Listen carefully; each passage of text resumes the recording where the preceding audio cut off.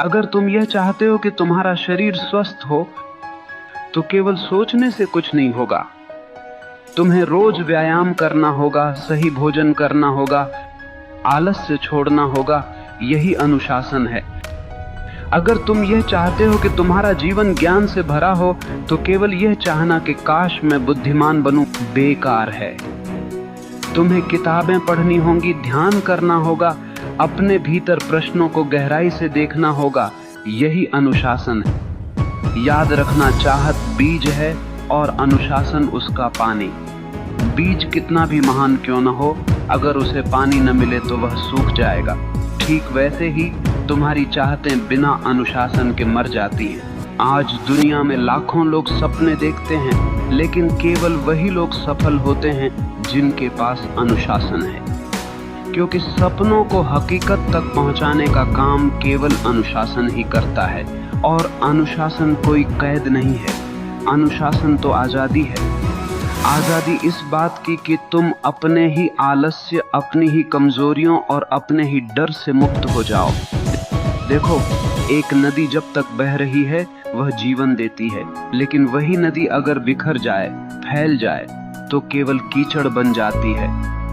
अनुशासन नदी के किनारों जैसा है, जो तुम्हारी ऊर्जा को दिशा देता है, गहराई देता है और तुम्हें तुम्हारे मंजिल तक ले जाता है।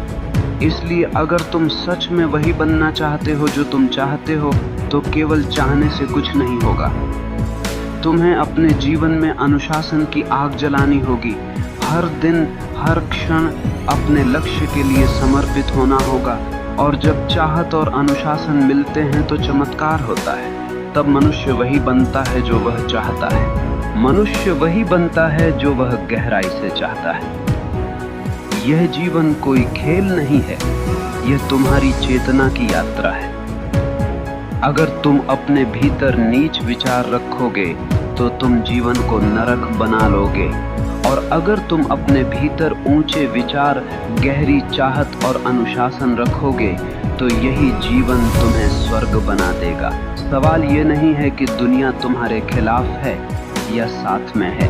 सवाल ये है कि अगर तुम अपने विचारों, अपनी चाहतों और अपने अनुशासन के साथ खड़े हो, तो दुनिया की कोई ताकत तुम्हें रोक नहीं सकती। याद रखना, भाग्य बाहर से नहीं आता, भाग्य तुम्हारे भीतर से जन्म लेता है। जैसे तुम सोचते हो, जैसे तुम चाहते हो, जैसे तुम जीते हो, वही तुम्हारा भविष्य बनता है।